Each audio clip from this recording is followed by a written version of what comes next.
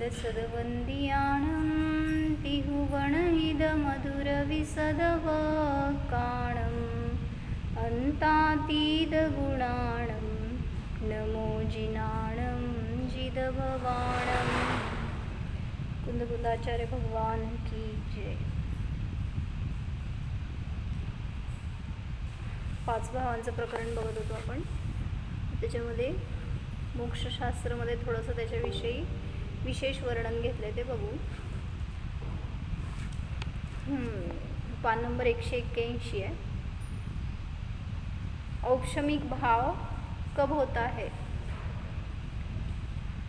जीव के सत और असत के विवेक से रहित जो दशा है सो उन्मत्त जैसी है.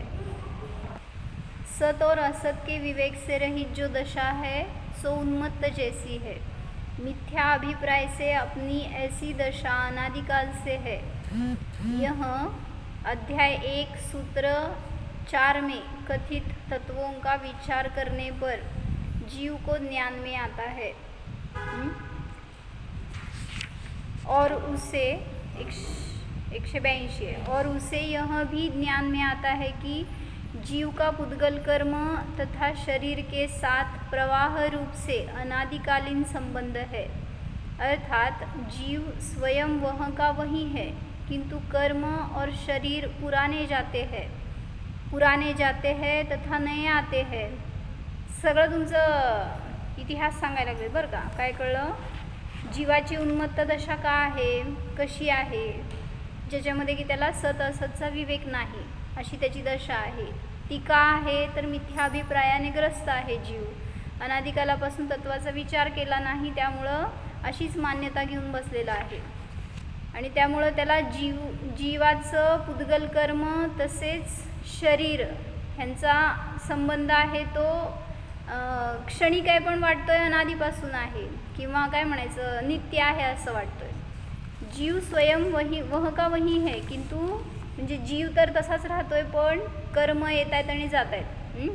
कर्म आणि नो कर्म ह्यांचा संबंध होतो आणि विघटन होतं, पण जीव तर कॉन्स्टंट राहतोय. और यह संयोग संबंध अनादिकाल से चला आ रहा है. जीव इस संयोग संबंध को एक रूप मानता, तादात्म्य संबंध रूप से मानता है, और इस प्रकार जीव अज्ञानता से शरीर को अपना मानता है. इसलिए शरीर के साथ मात्र निमित्त नैमित्तिक संबंध होने पर भी उसके साथ कर्ता कर्म संबंध मानता है. काय सांगितलं सांगा? कोणाचं कोणाशी? जीवाचं आणि शरीराशी. जीवाचं शरीराशी, पुद्गलाचं जीवाचं शरीराशी. का बरं निमित्त नैमित्तिक का म्हणायचं? निमित्त कोण, नैमित्तिक कोण? आपण म्हणजे बरोबर. नैमित्तिक म्हणजे उपादान. मग जीवाने परिणाम केले तशा प्रकारचं शरीर त्याला प्राप्त झालं, हे निमित्त. तिथं परिणाम हे झालं उपादान त्याचं. म्हणून म्हटलं निमित्त नैमित्तिक संबंध आहे असं शरीर मिळायला. त्या शरीराच्याद्वारे आपले सगळे पुन्हा कर्मांचा आश्रव बंध, त्याच्या निमित्तामध्ये पुन्हा संसार परिभ्रमण, हे सगळ्यामध्ये निमित्त नैमित्तिक संबंध आहे. पण कर्ता कर्म संबंध मानतो का? अज्ञानतेने. म्हणजे मी शरीराचा करता, मी कर्मांचा करता, मी सुखदुःखाचा करता, इथं अशी बुद्धी असल्यामुळं तो मिथ्या मान्यतेमध्येच आहे. इसलिए वह यह मानता आ रहा है कि मैं शरीर के कार्य कर सकता हूँ और जड़ कर्म शरीरादी मुझको कर सकता है. काय म्हणले? मी शरीराचा करता आणि शरीर माझं कार्य, त्यामुळे त्याच्यामध्ये कर्ता आणि कर्म संबंध मानतोय. कर्म म्हणजे क्रिया म्हणा. मी त्याचा करता आणि ते माझं कर्म क्रिया, पण मी तर शरीराचा करता नाही. मग आपण म्हणतोय ना की मी असे परिणाम केले म्हणून आपल्याला असं शरीर प्राप्त झालं. मग कर्ता कर्म आलंच की. कुठला संबंध आहे? मी परिणाम केले त्यामुळं तर मला असं शरीर मिळालं. असेच नाक, डोळे, कान, हात, पाय का मिळाले? असा संयोग का मिळाला? मग मी केलेल्या परिणामांचं फळ आहे की नाही? मग कर्ता कर्म का म्हणायचं नाही त्याला? म्हणता येणार नाही. का नाही म्हणता येणार? कारण कुठलाही जीव असं नाही मागत की मला आंधळे डोळे मिळू देत, मला असं अपंग शरीर मिळू दे. पण केलेल्या परिणामांचं फळ तशा प्रकाराने मिळेल. म्हणून कर्ता कर्म नाही आहे, निमित्त रूपाने आपण केलेल्या परिणामांच्या निमित्तात असं. कारण 2 द्रव्य आहेत हे सांगायचं पहिलं कारण. एका द्रव्यामध्ये कर्ता कर्म संबंध असतो, 2 द्रव्यामध्ये निमित्त नैमित्तिक संबंध असतो, पण कर्ता कर्म संबंध नसतो. लिहा काय म्हणले? कुठल्याही एका द्रव्यामध्येच तोच त्याचा कर्ता, तेच त्याचं कर्म असतं. त्यामुळं कर्ता कर्म संबंध एका द्रव्यात असतं, 2 द्रव्यामध्ये निमित्त नैमित्तिक संबंध असतं, कर्ता कर्म संबंध नसतो. म्हणून मी शरीराचा कर्ता हे भाव आपले चुकीचे आहेत. तत्व विचार करते करते जीव को ऐसा लगता है कि यह मेरी भूल है, मैं जीव तत्व हूँ और शरीर तथा जड़ कर्म मुझसे सर्वथा भिन्न अजीव तत्व है. मैं अजीव में और अजीव मुझ में नहीं है. काय कळालं? म्हणजे तत्व विचार केल्यावर समजतं त्याला की मी कोण आहे आणि शरीर कोण आहे. मी तर जीव तत्व आहे आणि शरीर अजीव तत्व आहे. अजीवामध्ये अजीव आहे, माझ्यात अजीव नहीं है, आणि जीवामध्ये जीव है, जीवामध्ये अजीव नहीं है. इसलिए मैं अजीव का कुछ नहीं कर सकता, मैं अपने ही भाव कर सकता हूँ, तथा अजीव अपने भाव यानी उसी के भाव कर सकता है, मेरे नहीं. अजीव अजीवाचे भाव करतो. बरोबर आहे का चुकीचं आहे? पुद्गल भाव करतं का हो? मग अजीव अजीवाचे भाव करते का म्हणतात? अजीव भाव करू शकतं का? भाव म्हणजे परिणमन म्हणायचं आहे सामान्य. अजीवाचं परिणमन अजीवच करणार, मग त्याचं परिणमन तेच करते, मी नाही करत, हे सांगायला लागलेत. अजीवाचं भाव म्हणजे अजीवाचं परिणमन अजीवच करते, त्याचं परिणमन मी नाही करत, आणि माझं परिणमन मी करतो, अजीव नहीं करत. इस प्रकार जिज्ञासु आत्मा प्रथम राग मिश्रित विचार के द्वारा जीव अजीव तत्वों का स्वरूप जानकर यह निश्चय करते हैं कि अपने में जो कुछ विकार होते हैं वे अपने ही दोष के कारण होते हैं. काय कळलं? हां बरोबर. कोणाला येतो असा विचार? तत्वज्ञानी झाला जो तत्वाचा विचार करतोय असा तो जीवच असं चिंतन करू शकतो की जे काय विकार होत आहेत ते माझ्या त्याच्यात माझा दोष आहे, कर्मांचा दोष नाही आहे, संयोगाचा दोष नहीं है. इतना जानने पर उसे यह भी ज्ञात हो जाता है कि अविकारी भाव क्या है. म्हणजे काय सांगायला लागलेत? औपशमिक भाव कोणाला प्रगट होतो हे सांगतायत ना, त्यामुळं भूमिका करायला लागलेत. कोण आहे औपशमिक भाव करणारा? मिथ्या दृष्टी आहे आत्ता, आणि पहिल्यांदा औपशमिक भाव करणार आहे तर तो तत्वाच्या निकट आलाय, त्याचं चिंतन करतोय, तर त्याची धारा कशी असते याच्यासाठी सांगतायत. म्हणून म्हणलं ना, आत्ता पंढरपूरला आलेले ते कोणीतरी USA वरून आलेली ती आहे मुस्कान अली, मेमोडियन आहे, आणि तिला जिज्ञासा इतकी की जैन तत्व म्हणजे काय.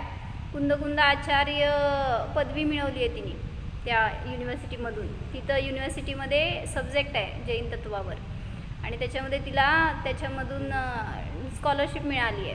आणि तिला इतकी जिज्ञासा की ध्यान काय असतं, मोक्ष, मला मोक्ष मिळवायचं आहे, एवढे भाव तिचे.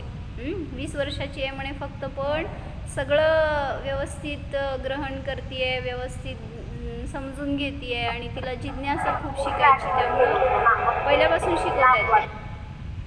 म्हणून द्रव्यगुण पर्याय म्हणजे काय, वस्तू म्हणजे काय, उत्पाद वे ध्रुव, ह्याच्यातून सगळ्यातून त्यांनी खुलासा करून सांगतायत, आणि ती ग्रास पण तसं करते व्यवस्थित. म्हणजे मला म्हणायचं आहे जैन धर्मी राहिले बाजूला आणि सगळे अन्य धर्मीयांना महत्त्व येऊ लागलं आहे. म्हणून आपण किती त्याचं महत्त्व करायला पाहिजे हे सांगायचं आहे मला त्याच्यातून. आपण सगळं, आपली लोकं सगळी बाहेर चाललेत, आणि बाहेरची लोकं उत्कृष्ट तत्वाला धारण करणारे जिनधर्मी राहिले नाही आहेत आता, असं म्हणायला लागलेत. म्हणून त्या सांगितलं होतं ना, भरत चक्रवर्तीच्या स्वप्नात नाही, कोण चंद्रगुप्त मौर्याच्या स्वप्नात आलेलं ना, काय की हत्तीवर माकड बसलाय. म्हणजे काय?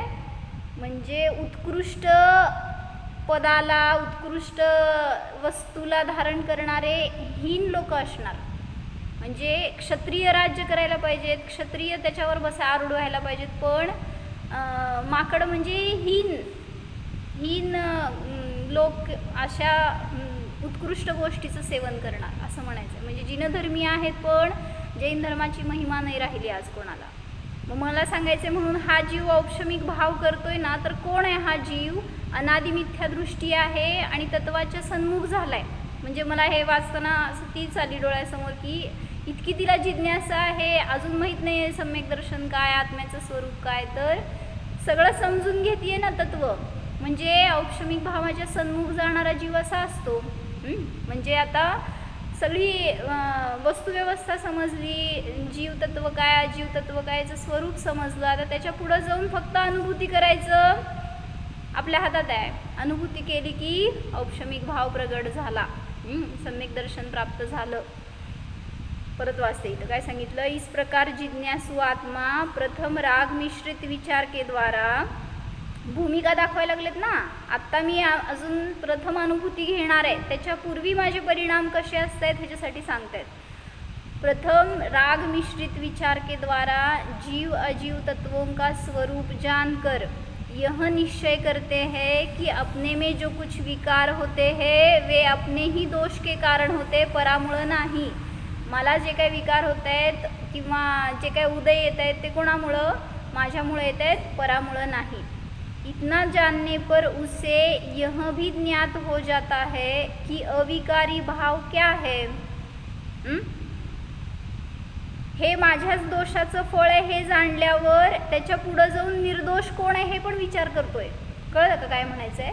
मला आत्ता समजा रोग झाला तर का झाला, किंवा मला जो काही संयोग मिळाला, जे काय मला शरीर मिळालं, इंद्रिय मिळाल्या, ह्याच्याबद्दल चिंतन चालू झालं आहे ना आता त्याचं. मग हे माझ्या दोषाचं फळ आहे, मग मी निर्दोष कोण आहे इकडं विचार करायला मार्ग मिळाला.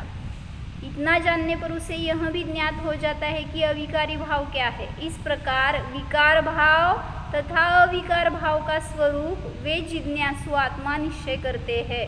दोष आणि निर्दोष, विकार आणि अविकार सगळ्या बाजूंनी विचार सुरू झाल्यामुळं मग तिथं ग्राह्य काय आणि अग्राह्य काय ह्याचं पण विवेक जागृत होतो. म्हणजे काय म्हटलं, विकार भाव म्हणजे पुण्य पाप आश्रव बंध आणि अविकार भाव म्हणजे संवर निर्जरा मोक्ष. ह्याचं स्वरूप जिज्ञासू आत्मा निश्चित करतो. मग ह्याच्यात सांगितलं ना कशात,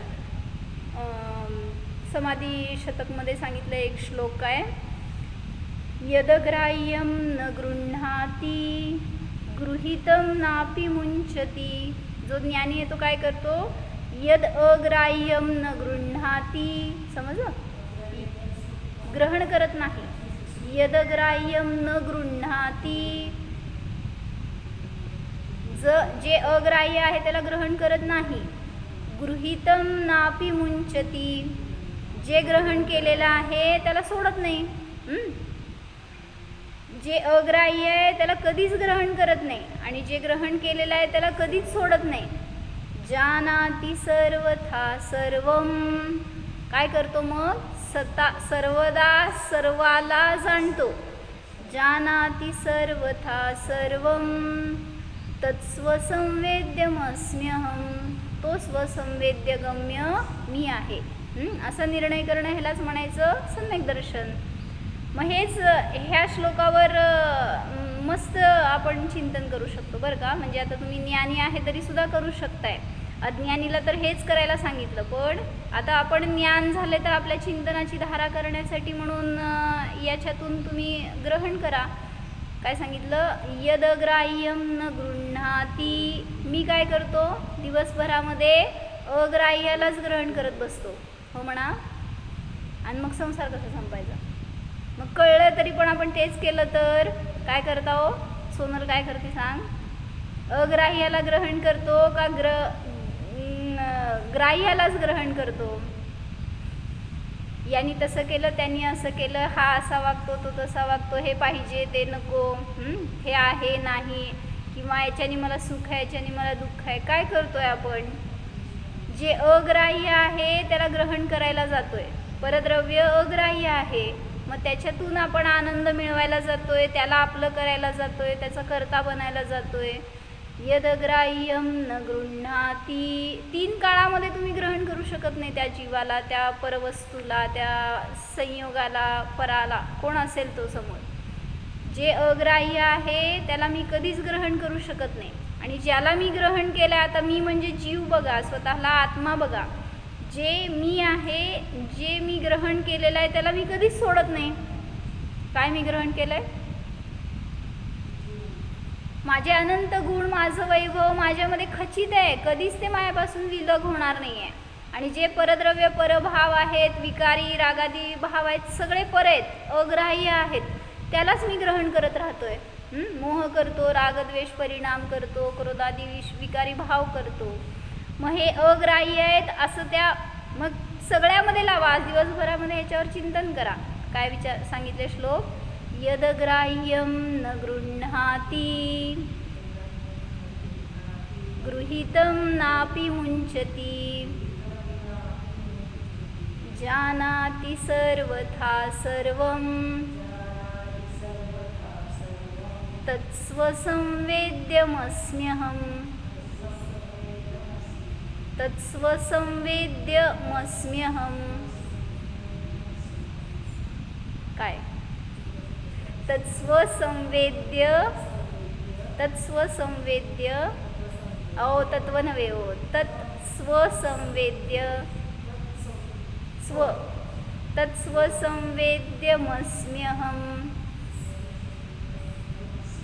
म्हणजे म्हणायचं तो स्वसंवेदी अहम, तो स्वसंवेदनगम्य मी आहे. मग तुम्हाला दिवसभरात अनेक असे प्रसंग मिळतील, अनेक असे काय म्हणायचं गोष्टी अशा घडतील की ज्याच्यामध्ये तुम्हाला ह्याचं भावभासन होईल. म्हणजे कोणी तुम्हाला अपशब्द बोललं, काय म्हणायचं? म्हणा पटकन. यदग्राह्यम न गृह्णात. अग्राह्य आहे ते, अपशब्द मी कशाला ग्रहण करू? हां, मग मी कधीच ग्रहण करत नाही, ते करूच शकत नाही, अग्राह्य आहे माझ्यासाठी. हां हां हां, मग ते माझ्यामध्ये येणार नाही आणि मला काय डिस्टर्ब करू शकणार नाही. मग अग्राह्य आहे म्हटलं की सगळं सुटून जातं. कोणी कितीही शिव्या घालू देत, नाही तर काय निंदा करू दे, अपशब्द बोलू देत. यदग्राह्यम न गृह्णाती, मी त्याला कधीच ग्रहण करत नाही. आणि ज्याला मी ग्रहण केलं आहे तो असा मस्त आहे ना, असं त्याचं स्वरूप आहे की गृहीतम नापि मुञ्चति, प्रसन्न आहे, ज्ञानमय, अनंत केवल ज्ञान स्वरूप माझं आहे. तर याला मी ग्रहण केलं आहे, हे माझं स्वरूप आहे, तर ह्याला मी कधीच सोडत नाही. कोणी मला म्हणेल काय, मूर्ख म्हणेल, अज्ञानी म्हणेल, अल्पज्ञानी म्हणेल, पण माझं स्वरूप तर केवल ज्ञान आहे. मग याला मी कधीच सोडत नाही, त्यामुळं अग्राह्याला पण मी ग्रहण करणारा नाही. मग कसं आहे? जानाति सर्वथा सर्वं तत्स्वसंवेद्यमस्म्यहम्. स्वसंवेद्यम अस्मि अहम, म्हणजे तो स्वसंवेदनगम्य मी आहे असं तुम्ही चिंतन केलात तर तिथं म्हणायचं औक्षमिक भाव प्रगट होतो. ह्याच्यासाठी सांगत होतो ना, चिंतन करणारा, तत्वाला समजून घेणारा जीव पुढं जाऊन अशा प्रकाराने स्वतःला ग्रहण करतो तर तो सम्यक्त्वाला प्राप्त होतो. विजू काकी म्हणताय काय? काय सांगितले? दीपाली भाभी म्हणा. वृद्धी असल्यामुळे म्हणत नाही हो. होय, पण छान श्लोक लक्षात आला. बरं समजलं ना, चांगली गोष्ट. अर्थ सांगा. जे अग्राह्य आहे त्याला ग्रहण करत नाही आणि जे ग्रहण केलेलं आहे त्याला सोडत नाही. पुढं तोच काय पुढचं ओळ काय? जानाति सर्वथा सर्वं. सर्वाला जाणतो तोच स्वसंवेदनशील आहे. हा, तो स्वसंवेदनगम्य मी आहे. गम्य, हा स्वसंवेदन गम्य असा मी आहे. बरोबर. सोनल म्हणते काय? नाही म्हणत. बरं. दीपाली भाभी काहीतरी असं पण म्हटलं ह्याच्यामध्ये इष्टोपदेशमध्ये, हे जानाति स जानाति मोक्ष सौख्यम निरंतरम.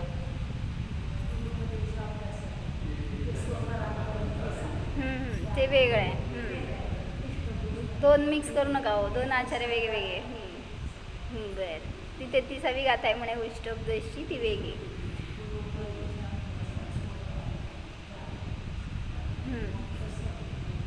बरोबर. तर आम्ही इथं आत्ता काय घेतलं की अग्राह्य आहे त्याला मी कधीच ग्रहण करत नाही, आणि जे ग्रहण केलेलं आहे त्याला मी कधीच सोडत नाही. मग मी काय करतो, सदा सर्वदा सर्वाला फक्त जाणतो. जानाती सर्वथा सर्वम, असा तो स्वसंवेदनगम्य मी आहे. असं चिंतन केला तर दिवसभरात कसलीही आकुलता होणार नाही, कसलंही दुःख होणार नाही आपल्याला. असं ते स्वरूप माझं आहे हे जाणून आपल्याला आनंद भोगता येतो. म्हणून आज दिवसभरात चिंतन करायचं. काय? यदग्राह्यं न गृह्णाति गृहीतं नापि मुञ्चति जानाति सर्वथा सर्वं तत्स्वसंवेद्यमस्म्यहम्. असा तो स्वसंवेदनगम्य मी आहे. पहले राग मिश्रित विचारों के द्वारा इन तत्वों का ज्ञान करके फिर जब जीव उन भेदों की ओर का लक्ष्य दूर करके अपने त्रैकालिक पारिणामिक भाव का, न्यायिक भाव का यथार्थ आश्रय लेते हैं, तब उन्हें श्रद्धा गुण का औपशमिक भाव प्रकट होता है. पहिल्यांदा जेव्हा तत्व विचार करणार त्यावेळेस रागादिनी सहित आहे. पहिल्यांदा अजून स्वरूप माहीत नाही आहे तोपर्यंत समजून घेण्यासाठी सगळे कशाय भाव आहेत की त्याच्याजवळ, पण प्रशस्त राग म्हणा जो की तुम्हाला स्वभावापर्यंत नेण्यासाठी असणारा तो शुभ भाव आहे. मग तो राग मिश्रित विचार करतोय, त्यापूर्वक जे तत्वज्ञान करतोय त्या पुढं जाऊन भेदविज्ञान करून स्वभावाला प्राप्त करतो. तर त्यावेळेस त्याला सांगितलं श्रद्धा गुणाचं परिणमन स्वरूप औपशमिक भाव प्रगट होतो. औपशमिक भाव म्हणजे कुठलं? औपशमिक भाव कुठला प्रगट होतो? सम्यक दर्शन प्रगट होतं. दर्शन मोहाचा उपशम होतो. औपशमिक भावाचे दोन भेद, औपशमिक सम्यक दर्शन आणि औपशमिक चारित्र. औपशमिक सम्यक्त्वाची प्राप्ती होते. प्रथम औपशम सम्यक्त्व ज्याला तुम्ही म्हणता. तर जो तत्व विचार करतो त्यापूर्वक निर्णय करतो त्यालाच भेदविज्ञान होतं, त्यालाच सम्यक दर्शनाची प्राप्ती होते. श्रद्धा गुण के औपशमिक भाव को उपशम सम्यक दर्शन कहा जाता है. इस निश्चय सम्यक दर्शन के प्रकट होने पर जीव के धर्म का प्रारंभ होता है. त्यावेळेस धर्माची सुरुवात होते जेव्हा प्रथमोपशम सम्यक दर्शन प्राप्त होतं. तब जीव की अनादिकाल से चली आने वाली श्रद्धा गुण की मिथ्या दशा दूर होकर सम्यक दशा प्रकट होती है. यह औपशमिक भाव से मिथ्यात्वादी के संवर होते हैं. म्हणजे जिथं औपशमिक भाव प्रकट झाला तिथं मिथ्यात्वाचा संवर होतो. म्हणजे काय? मिथ्यात्वाला आळा पडला ना, मिथ्यात्वाचा उदय, आश्रव, बंध सगळं थांबलं. म्हणून म्हटलं की तत्व निर्णय करा, त्याच्याद्वारे स्वभावाचं आपल्याला भावभासन होणार, त्याचा निर्णय होणार आणि ते भेदविज्ञान आपल्याला मिथ्यात्व आदी कषायांपासून दूर करण्यासाठी किंवा स्वभावापर्यंत जाण्यासाठी मदत करणारे आहेत. 5 भावाचं प्रकरण चालू आहे आमचं. 5 भाव कुठले? औपशमिक, पारिणामिक. मग त्याच्यामध्ये औपशमिक भाव म्हणजे काय तर सांगतायत, पहिल्यांदा ज्यावेळेस आपण सम्यक दर्शनाला प्राप्त करतो त्यावेळेस मिथ्यात्वाचा उपशम होतो आणि त्याच्या निमित्तामध्ये जीवाला जो भाव प्रगट होतो त्याला म्हणायचा औपशमिक भाव. मग हा औपशमिक भाव मोक्षाचं साधन आहे आणि पारिणामिक भाव मोक्षासाठी विषयरूप आहे. म्हणून त्या विषयाला ग्रहण केलं असताना म्हणजे पारिणामिक भाव स्वरूप विषयाला औपशमिक भावाने ग्रहण केलं असताना, औपशमिक, शायपशमिक किंवा शाईक, त्यावेळेस तिथं या भावाने ग्रहण केलं असताना जीवाला स्वभावाची किंवा मोक्षाची, अतींद्रिय सुखाची प्राप्ती होते. पुढं आहे ना तुमच्याकडं औपशमिक भाव की महिमा. इस औपशमिक भाव अर्थात सम्यक दर्शन की ऐसी महिमा है कि जो जीव पुरुषार्थ के द्वारा उसे एक बार प्रकट कर लेता है उसे अपनी पूर्ण पवित्र दशा प्रकट हुए बिना नहीं रह सकती. काय कळलं? कसली, कधी, का. ज्याला औक्षमिक भाव प्रगट झाला समजून घ्या, नियमाने तो परिपूर्ण दशेला प्राप्त होणारच, म्हणजे सिद्धावस्थेला जाणारच. भलेही मध्ये किती काळ जाईना, पण निश्चित झालं की आज तुम्हाला सम्यक दर्शन झालंय म्हणजे तुम्ही परिपूर्ण पवित्र दशेला प्राप्त होणारच. म्हणून एवढाच पुरुषार्थ करा की माझा निर्णय मला आत्ता करायचा आहे. आज निर्णय करा तर कधी ना कधीतरी मोक्ष प्राप्त होणारच. आणि त्या मोक्षामध्ये जो आनंद भोगायचा आहे तो आत्ता भोगू शकतोय आपण. त्यामुळं फक्त निर्णय करायचा आहे आपल्याला की मी जाणणारा जीव आहे. सुरुवात इथं आहे धर्माची. प्रथम औक्षमिक भाव के प्रगट होने पर उन्मत्त दशा दूर हो जाती है, म्हणजेच मिथ्या परिणति दूर होते. अर्थात जीव की मिथ्या ज्ञान दशा दूर होकर वह सम्यक मति श्रुत ज्ञान रूप हो जाती है. और यदि उस जीव को पहले मिथ्या अवधि ज्ञान हो तो वह भी दूर होकर सम्यक अवधि ज्ञान रूप हो जाता है. काय कळलं? कोणाला असतं मिथ्या अवधि ज्ञान? हां, देव, नारकी, मनुष्य सगळ्यांना असू शकतं. तिर्यांच्यांना पण असू शकतं. मग जे कोणी मिथ्यात्व दशेमध्ये आहेत आणि त्यांना असणार मिथ्यात्व जो मिथ्यादृष्टी आहे आणि त्याच्याजवळ असणारं जे अवधी ज्ञान तर ते कुअवधी ज्ञान. मग आता सम्यक दर्शन प्रगट झालं म्हटल्यानंतर तेच सुअवधी ज्ञान झालं. मग म्हणून म्हणायचंय सम्यक दर्शनाला महत्व आहे. म्हणून त्या औक्षमिक भावाची महिमा सांगतायत. त्यावेळीच ते मतिश्रुत ज्ञान सुद्धा सम्यक झालं, त्याच्याबरोबर असणारं अवधी ज्ञान सुद्धा सम्यक दशेला प्राप्त झालं. सम्यक दर्शन की महिमा बताने के लिए विजुका की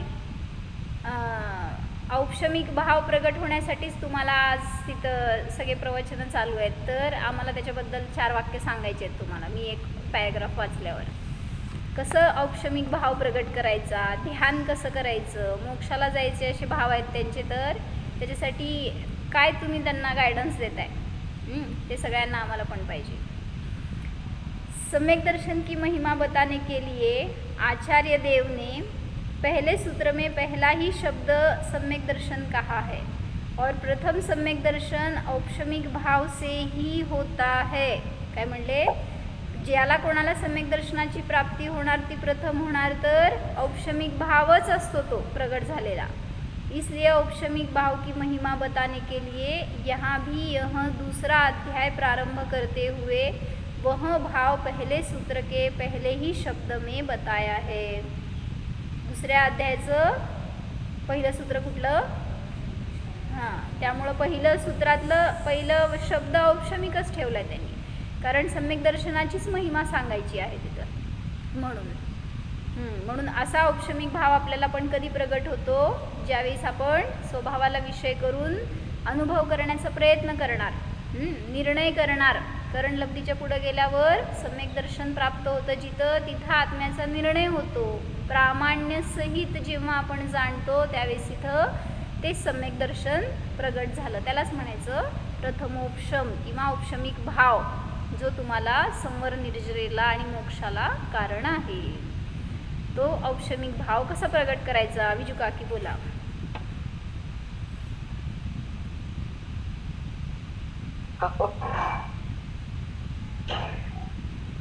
काय आपला जो अनादि अनंत शुद्ध परमपारिणामिक भाव आहे त्याला लक्ष केलं असताना पर्यायामध्ये औपशमिक भाव प्रगट होतो.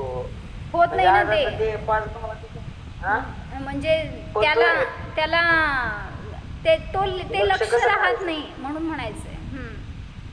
संस्कार असे आहेत ना मोहाचे. मग त्यासाठी म्हणजे काय लक्षात घ्यायचं की जे बाहेरचं जे पर आहे तर त्याला आपल्यामध्ये येऊ द्यायचं नाही. व्हिडिओ चालू करा की आणि जे आता व्हिडिओ त्याला चालू सोडायचं नाही. काकी व्हिडिओ चालू करा. हो, कशाला? अहो मग काय सांगणाऱ्याचा चेहरा दिसायला पाहिजे की. हां बोला, परत बोला. काय म्हटलं गेलं, जे बाहेरचं आहे म्हणजे पहिल्यांदा पर काय आहे आणि स्व काय आहे याचा निर्णय करायचा. आणि मग जे पर आहे तर त्याला आपल्यामध्ये येऊ द्यायचं नाही. हम्म.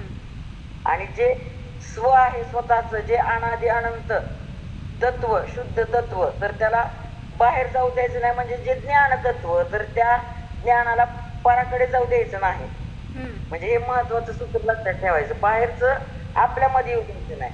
म्हणजे हे तर सांगितलं गेलंच की आपण असं तर सामान्य म्हणतोच की अगुरु लघुत्व गुणाचं कार्य काय आहे, जे हे म्हणजे आपल्यामध्ये असतं ते बाहेर जाऊ देत नाही. वॉचमनचं काम करतो आपण नेहमी म्हणतेच की. बरोबर आहे की पण नाही मग नाही, मला हे- म्हणायचंय हा. तिथं जे सांगतायत ना आता तत्व व्यवस्था सांगितली, उत्पाद वे ध्रुव सांगितला, त्या सगळ्यातून तुम्हाला हा. द्रव्य दाखवायला लागलेत कसा आहे, स्वभाव कसा आहे.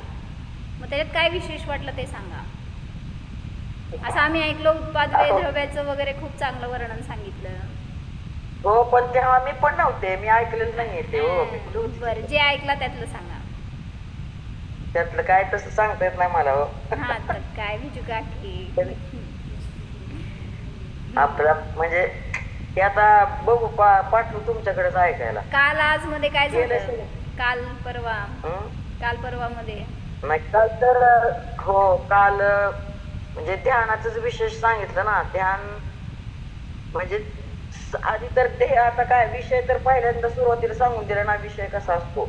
पण त्या विषयाला जाणण्यासाठी जे साधन, मग त्या साधनामध्ये साधन कसं पाहिजे हे सांगत असताना मग ते 6 म्हणजे दोष घेतले. 6 म्हणजे पहिल्यांदा हे 3 मुख्य संशय विपर्य आणत व्यवसाय म्हणजे न्यायदीपी घेतलं मागच्या बाजूला चार्ट नाही का तो. बरोबर. म्हणजे अशा रीतीने हे दोष नको आहेत जाणण्यात. साधन महत्वाचं सांगायचंय की नाही. म्हणजे आधी तरी सुरुवातीला हे सांगितलं की विषय कसा असावा, पण मग साधनाची चर्चा काय झाली की ते जाणण्यासाठी साधन, मग ते सांगत असताना विपरीत तर नकोच. पण त्याबरोबर आता सम्यक जे आहे तर त्यामध्ये सुद्धा 2 भेद आहेत ना, प्रत्यक्ष आणि परोक्ष. मग त्या प्रत्यक्षाचं उदाहरण देत असताना सांगितलं बाबा काय आहे तर आता समजा आपल्याला काय म्हणजे समजा वेदना झाली म्हणजे हा तर ती आपण प्रत्यक्ष जाणू शकतो.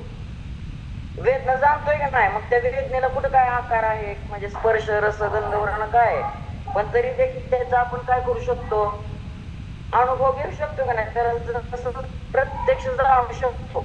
मग तसं आपल्याला देखील प्रत्यक्ष जाणायचंय. आणि मग पुढे काय समजा आता जो जी वेदना जाणवली म्हणजे एका चिमटा घेतला समजा,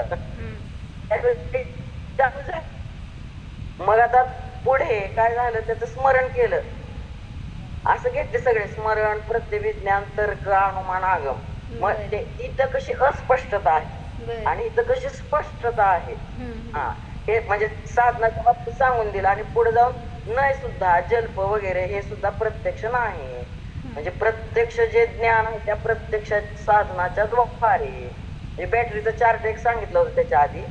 दोन्हीत पण चूक नको आहे. म्हणजे जर विषय तर योग्य आहे परंतु साधन म्हणजे बॅटरीला समजा दुसऱ्या रंगाचा काय कागद गुंडाळला तर तसंच रिफ्लेक्शन येणार की नाही. मग तसं साधन देखील जर योग्य असेल तर नियमाने तिथं काय होणार आहे तर आनंदाची प्राप्ती होणार. थोडक्यात आपण सांगितलं मी म्हणजे हा विषय घेतला होता. आणि त्याचं मग जरा 1 मिनिट सांगते आता जर वेळ संपले का. नाही नाही बोला. म्हणजे हे छान वाटलं उदाहरण. तर तसं नेहमीच आपल्या काय एखादा मुलगा आहे आणि तो लहान आहे अजून आणि त्याचे वडील एक्सपायर झाले तर खूप संपत्ती आहे त्यांच्याकडं. तर ती काय केली सरकारने सेफ आपल्याजवळ ठेवली आहे. आणि त्या मुलाला दर महिन्याला ते त्याचं इंटरेस्ट म्हणजे व्याज देतात. तर त्याला किती आनंद होतो की बाबा हे लोक बघा आपल्याला पैसे देते हे लोक पैसे देते. हा किती चांगले आहेत. परंतु ज्या वेळेस म्हणजे आता तो सज्ञान होतो 18 वर्षाचा वगैरे आणि दुसरे जे नातेवाईक आहेत तर ते त्याला सांगतात की बाबा तू एवढ्याच नाही तर खूप मोठ्या इस्टेटीचा मालक आहेस. तर तू ती इस्टेट आता घे. मग तसं आपण काय करतोय म्हणजे हे थोडं थोडं जसं मिळतं म्हणजे कर्माच्या आधीन आपण आपली इस्टेट केली. हो आपलं ज्ञान म्हणजे किती सर्वाला जाणणार इतकंही आपलं ज्ञान वैभव आहे आपल्या जवळ. परंतु मानलंय किती हा मग थोडंसंच आहे. कर्माजवळ आपण ते ठेवलंय घाण आणि कर्म देतात आपल्या 5 इंद्रिय आणि त्याच्या माध्यमातून आपण जाणतोय आणि किती आनंद मानतोय त्यात.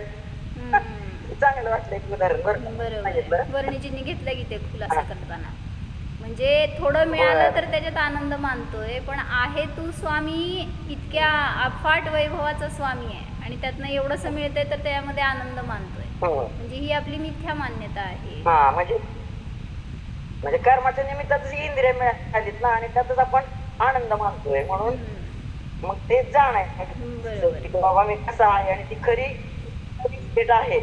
तर त्या इस्टेटीला जाणलं ती तर इस्टेट माझी कोणी काढून घेऊ होते. शकत नाही किंवा त्या इस्टेटीला कोणी हकदार नाही. त्याचे काय म्हणायचं काय कमी पण म्हणायचं होत नाही. हा आणि भागीदार. दुसऱ्याला दिली तरी ती कमी हा भागीदार पण नाहीत त्याचे. आता हे ज्ञान ज्ञान आहे. माझ्या हा. वैभवाला न भोगणारा चोर मीच हा आहे. यमचा राज भारी म्हणत नाही का वर्धत एव नित्यम व्यये कृते वर्धत हो एव तुम्ही नित्यम विद्या तुम्ही तुम्ही तुम्ही सर्वधनम प्रधान. तुम्ही संस्कृत संस्कृत नाही शाळेत नाही हो शाळेत होय बरं शाळेत एक संस्कृत आहे हो. बरं विद्याधर म्हणून मग सहज सांगितलं हा. बरं बर चाल बरं काय सांगायचं होतं त्यातून यदग्राह्यम न गृह्णाती हा. हेच ग्राह्य आहे आणि ह्यालाच मी ग्रहण करू शकतो आणि जे अग्राह्य आहे त्याला मी कधीच ग्रहण करू शकत नाही. मग आपलं वैभव आपल्या जवळ आहे त्याला ग्रहण करा, त्याला जाणा, त्याचा निर्णय करा, तर आपल्याला सुद्धा अतिंद्रिय आनंदाची, प्रथमोपशम सम्यक दर्शनाची, त्यापुढं सयोपशम शाईक सम्यक दर्शनाची सुद्धा प्राप्ती सहज होऊ शकते. म्हणून आपला निर्णय आपण करणं आवश्यक आहे. हो जाणा हा मी सर्व दोषांनी रहित निर्दोष परमात्मा आहे. विकारी भावांनी रहित निर्विकार स्वरूप आहे. अनंत वैभवाचा मी स्वामी आहे पहा. माझे वैभव माझ्याच अधीन आहे.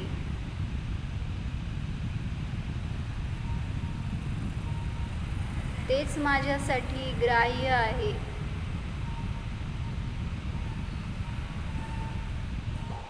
मी पराचा अकर्ता आहे, अभोक्ता आहे.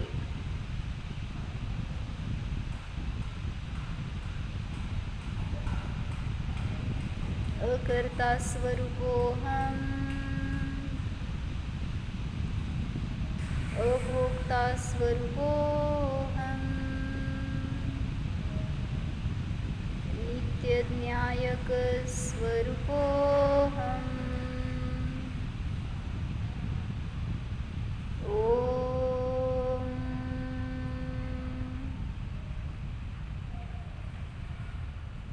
विसर नमो